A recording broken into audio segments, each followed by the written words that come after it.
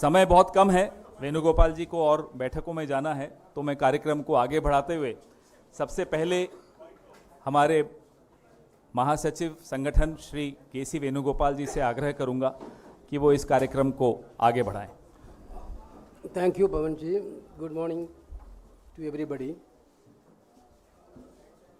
I think it is a very proud moment for we people.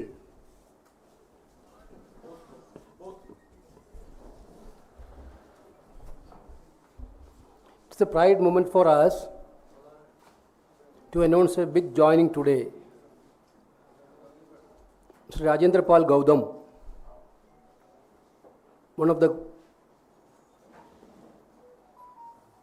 important figure in the country's political spectrum, who is clearly true an Ambedkarist, stood for his ideology for the last so many years. He now decided to join Indian National Congress. We are very happy to receive his letter arguing us to take him into the party. The reason which he is indicating to join the Congress is giving more happiness to us, because whatever ideology he is believing in his life, now he is seeing that Indian National Congress is doing that ideological work.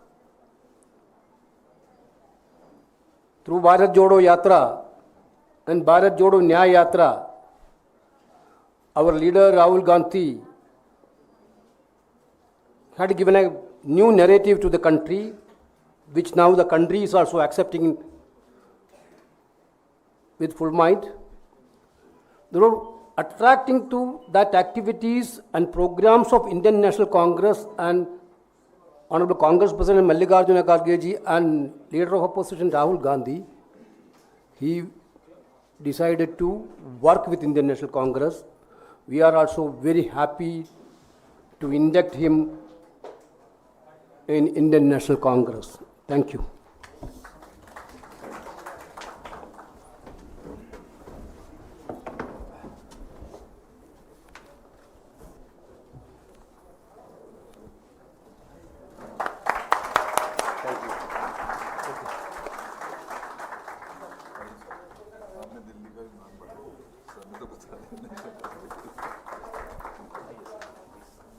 Okay.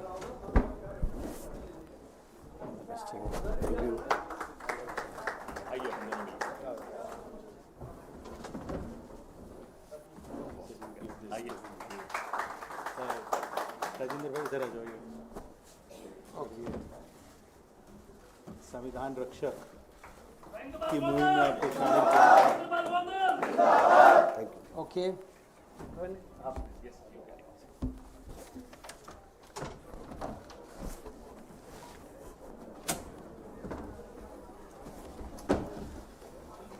कार्यक्रम को आगे बढ़ाते हुए मैं आदरणीय श्री राजेंद्र पाल गौतम जी से आग्रह करूंगा कि वो अपने भी विचार रखें, और उससे पहले, क्योंकि हम थोड़ी जल्दबाजी में कार्यक्रम को शुरू कर रहे थे, तो मैं स्वागत नहीं कर पाया हमारे पीसीसी प्रेसिडेंट श्री देवेंद्र यादव जी का, हमारे बहुत वरिष्ठ नेता के राजू जी का, हमारे एक और वरिष्ठ साथी राजेश लिलोठिया जी का।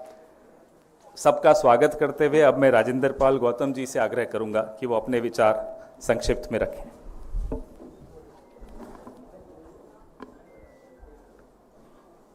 सभी को नमस्कार। साथियों, जैसा कि आप जानते हैं कि दिल्ली की सरकार में मंत्री रहते हुए जय भीम मुख्यमंत्री प्रतिभा विकास योजना जैसी योजना हमने बनाई। लोग सीवर में मर जाया करते हैं, कोई सरकार केयर नहीं कर रही है, लेकिन पहली बार मैकेनाइज तरीके से 200 सीवर मशीनें लाके सीवर में उतरना बैन करके सीवर में होने वाली मौतों को दिल्ली में रोका, और एक देश के सामने एग्जाम्पल पेश किया कि जो लोग इंसान के मल में उतरते हैं वो भी इंसान हैं, उनकी जान की कीमत होनी चाहिए। लेकिन अनफॉर्चुनेटली पूरे देश के अंदर हम देख रहे हैं जाति और धर्म के नाम पे लगातार उन्माद पिछले लगभग 10 सालों में बहुत ज़्यादा बढ़ गया है। जगह जगह दंगे हो रहे हैं और दलित लोगों के साथ, विशेष रूप से अनुसूचित जाति, जनजाति, पिछड़े वर्ग और माइनॉरिटीज़ के साथ चुन चुन के उनका जाति धर्म देख के जो उत्पीड़न किया जा रहा है, ऐसे में जो राहुल जी ने एक नारा दिया भारत जोड़ो यात्रा के तहत कि मैं नफरत के बाजार में मोहब्बत की दुकान खोलने आया हूँ, उस नारे ने दिल को छू लिया। और उन्होंने जो कहा कि संविधान की रक्षा करनी है और देश में सामाजिक न्याय को आगे बढ़ाते हुए सभी वर्गों को उनके जनसंख्या के हिसाब से हिस्सेदारी भागीदारी मिलनी चाहिए, उस बात ने प्रेरित किया कि इसी बात की तो लड़ाई फूले, साहू, अंबेडकर, पेरियार, डॉक्टर बाबा साहब अंबेडकर जी ने लड़ी है पूरे जीवन। और मैं खुद 56 साल का हूँ, लेकिन 43 साल की उम्र, 43 साल टोटल मेरे इस मिशन मूवमेंट में, सामाजिक न्याय के इस आंदोलन में लगे हैं। और मुझे आज याद आ रहा है कि अरविंद केजरीवाल जी जब एक गाना गाया करते थे, और वो गाना आपको सबको याद होगा, इंसान से इंसान का हो भाईचारा, यही पैगाम हमारा। लेकिन उस गाने की एक लाइन है जिसे वो नहीं गाते थे, वो लाइन है, नए जगत में हुआ पुराना ऊंच नीच का किस्सा, सबको मिले मेहनत के मुताबिक अपना अपना हिस्सा। अगर वो हिस्सा नहीं मिलेगा तो कहीं ना कहीं हम धोखा दे रहे हैं। और इसीलिए मुझे पहले मेरा संघर्ष इस बात के लिए हमेशा रहा, आम आदमी पार्टी में रहते हुए भी, कि सबको उनकी मेहनत के मुताबिक जिम्मेदारी हिस्सा मिलना चाहिए, मान सम्मान होना चाहिए सबका। उन्होंने जो मुझे मौका दिया 2 बार विधायक लड़ने का और बहुत बड़े मार्जिन से 2 बार जीत हुई, मंत्री बनने का मौका दिया, उसके लिए तो मैं उनका आभार व्यक्त करता हूँ। लेकिन मेरी लड़ाई कहीं और है। सामाजिक न्याय के मुद्दे पर, जाति जनगणना के मुद्दे पर, हिस्सेदारी भागीदारी के मुद्दे पर कहीं ना कहीं आम आदमी पार्टी चुप्पी साध लेती है। और विशेष रूप से अनुसूचित जाति, जनजाति, पिछड़े वर्ग में माइनॉरिटीज़ के लीडर्स के साथ अगर कोई बात होती है तो वो चुप्पी साध लेते हैं। ये बात कहीं ना कहीं दिल को लगती है, ठेस लगती है। और हमने कोशिश की पार्टी में रहते हुए कि सामाजिक न्याय पे आप लोग आइए, और आप सामाजिक न्याय पे नहीं आएंगे तो फिर कैसे हमारा विचार नहीं मिलेगा। इसी वजह से अल्टीमेटली दुखी मन से कि भाई यहाँ से सामाजिक न्याय की लड़ाई आगे बढ़ाना मुश्किल है। और मेरी लड़ाई कोई एमएलए, एमपी, मंत्री बनने की नहीं है, कभी नहीं रही। जिस चीज़ की लड़ाई, अगर वो लड़ाई वहाँ जाके वहाँ रह के नहीं लड़ सकता तो अननेसेसरी मैं उनको दुखी करूँ या वो मुझे दुखी करूँ, उसकी ज़रूरत क्या है। वो अपना जो उनका अपना क्षेत्र उस पर काम करें, और मैं अपनी सामाजिक न्याय की लड़ाई जहाँ से आगे बढ़ती देखेगी वहाँ मुझे जाना चाहिए। और आज मुझे लगा कि चूँकि जो हमारे कांग्रेस के राष्ट्रीय अध्यक्ष हैं खड़गे जी, उनका खुद का जीवन संघर्ष से भरा रहा है, और राहुल गांधी जी का पूरे परिवार का जीवन संघर्ष से भरा रहा है। और वो आज अगर सामाजिक न्याय की बात कर रहे हैं, संविधान की रक्षा की बात कर रहे हैं, अगर वो हिस्सेदारी भागीदारी की बात कर रहे हैं कि सभी क्षेत्रों में हिस्सेदारी भागीदारी होनी चाहिए और वो मैं करके रहूँगा। उन्होंने यहाँ तक कहा कि ये मेरा राजनीतिक मिशन नहीं है, मेरे जीवन का मिशन है। इस बात ने कहीं ना कहीं मेरे दिल में जगह की। और मेरे भी जीवन का जो मिशन है वो राजनीति या एमपी एमएलए बनना, मंत्री बनना या कोई बड़ा पद लेना, ये कभी नहीं रहा। और ये आम आदमी पार्टी के साथी भी जानते हैं। तो मैं अपने सामाजिक न्याय की लड़ाई को आगे बढ़ाने के लिए आज कांग्रेस को ज्वाइन किया, और उन्होंने मुझे बड़े सम्मानपूर्वक ज्वाइन कराया। मैं के.सी. वेणुगोपाल जी जो राष्ट्रीय महासचिव हैं उनका भी धन्यवाद करता हूँ, मुख्य प्रवक्ता पवन खेड़ा जी का भी धन्यवाद करता हूँ, राजू जी का भी धन्यवाद करता हूँ, चूँकि SC ST OBC माइनॉरिटी मोर्चा पूरे देश का देख रहे हैं, और SC ST के मोर्चे को राजीव सिलोटी देख रहे हैं, उनका भी मैं धन्यवाद करता हूँ। दिल्ली के अध्यक्ष देवेंद्र यादव जी, उनका भी धन्यवाद करता हूँ। विशेष धन्यवाद करता हूँ मैं डॉक्टर अनिल जैन जी का, जो मेरे संघर्ष के पुराने साथी हैं। उन्होंने हमने मिलके इस इंडिया गठबंधन के लिए चुनाव के दौरान अपने संविधान सम्मान समारोह के लिए लखनऊ में बहुत बड़ा प्रोग्राम किया, जिसमें राहुल जी थे। हमने हरियाणा में पंचकुला में प्रोग्राम किया, अभी बनारस में किया। चूँकि वो नॉन पॉलिटिकल प्रोग्राम है, किसी राजनीतिक मंच से नहीं किए, वो सब संविधान के सम्मान में किए हैं, और उस लड़ाई को हम आगे जारी रखेंगे। मैं आप सब साथियों का धन्यवाद करता हूँ। भारद्वाज जी भी साथ बैठे हैं, उनका भी मैं धन्यवाद करता हूँ। हम लोग तो कॉलेज के बड़े पुराने साथी हैं। भारद्वाज जी, हम जब ये यूनिवर्सिटी का चुनाव लड़ते, मैं भी LLM का प्रेसिडेंट रहा उस दौरान।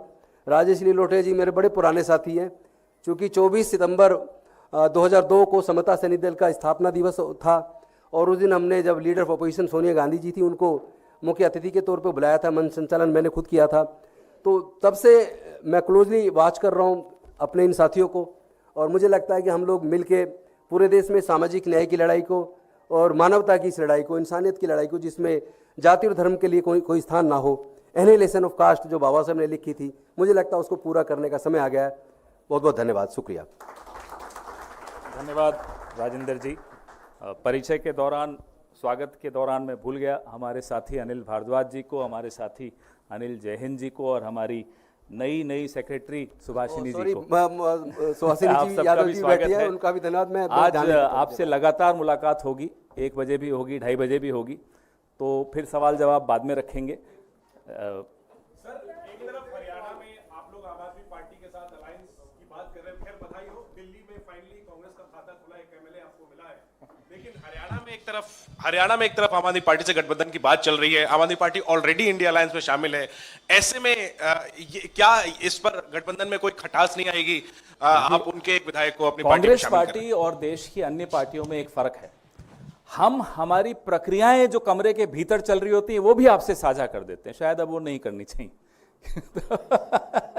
तो वो प्रक्रियाएं हैं, चर्चा चलती रहती है। अब चर्चा के ऊपर आप सवाल पूछो, फिर सवाल पे फिर चर्चा हो, फिर उस चर्चा पे फिर सवाल हो, तो ये तो सिलसिला चलता रहेगा। तो जब निष्कर्ष पे किसी भी निर्णय पे पहुंचेंगे तब आपसे फिर मुलाकात करेंगे। सर गौतम जी, आपसे सवाल है कि आपने एक बात कही कि आप सामाजिक न्याय की लड़ाई को आगे लेके जाना चाहते हैं। क्या आम आदमी पार्टी सामाजिक न्याय की लड़ाई को लेकर आगे नहीं जा रही थी? क्या अरविंद केजरीवाल गंभीर नहीं है सामाजिक न्याय को लेकर? देखिए, अगर होते तो जो 450 के करीब उन्होंने CM fellow, dark fellow, adviser वो सब रखे, तो उसमें रिजर्वेशन देते। मैंने उस वक्त भी चिट्ठी लिखी थी, लेकिन उस पर कोई ये कहा कि ये नौकरी नहीं है, तनख्वाह जा रही है हर महीने, और जो काबिलियत आप मांग रहे हो, काबिलियत के लोग अगर अनुसूचित जाति, जनजाति, पिछड़े वर्गों में हैं तो उनमें उनको हिस्सा देने में क्या दिक्कत थी? साथ में एक बात बताइए, आज जो योजनाएं हमने बनाई समाज कल्याण विभाग से संबंधित, SC/ST OBC से संबंधित, माइनॉरिटी संबंधित, सब योजनाएं बंद क्यों हैं? किसी को दर्द क्यों नहीं होता? जब SC/ST OBC माइनॉरिटी के मुद्दे पे बात आती है, उनके जो योजनाएं उनकी पहले से चलती है वो सारी बंद है, तो किसी को दर्द क्यों नहीं होता?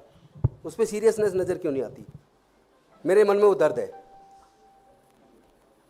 जिन वर्गों के लिए योजना बनाई है, उनके विकास की योजनाएं हैं, सबके लिए योजनाएं। जय भीम मुख्यमंत्री प्रतिभा विकास योजना तो केवल SC/ST के लिए नहीं थी, उसमें तो जनरल कैटेगरी टोटल 15,000 बच्चों को सिविल सर्विसेज की कोचिंग, इंजीनियरिंग की, मेडिकल की, तमाम तरह की कोचिंग का हमने इंतजाम किया, और वो चली 2 साल, आज वो बंद है।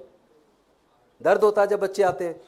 हमारे अपने इंजीनियरिंग कॉलेज के अंदर का 2.5 लाख रुपए साल की फीस है, 4 साल की फीस ही फीस केवल 10 लाख रुपया है।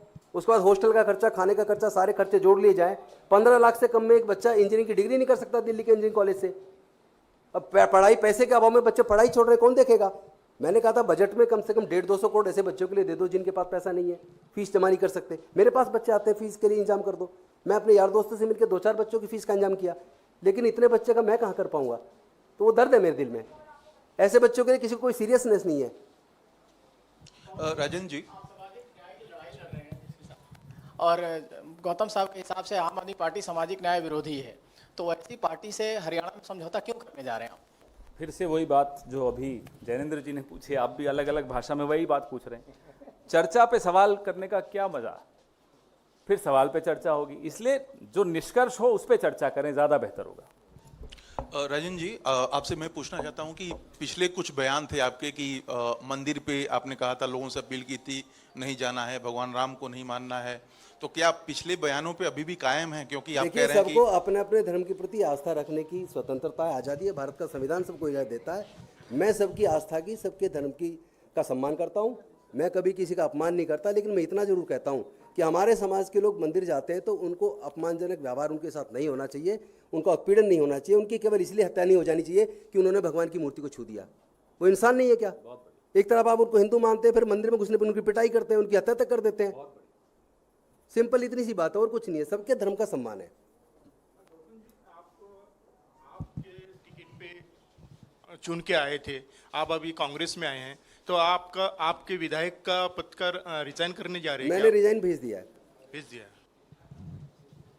आपको बड़ी जल्दी इनके इस्तीफे की? नैतिकता के आधार पे, नैतिकता मुझे ये इजाज़त नहीं देती कि जिस पार्टी से मैं चुनाव लड़ा, जीत के आया, और मैं अब वहाँ चुनाव पे मैं विधायक बना रहा हूँ, ये नैतिकता मुझे इजाज़त नहीं देती।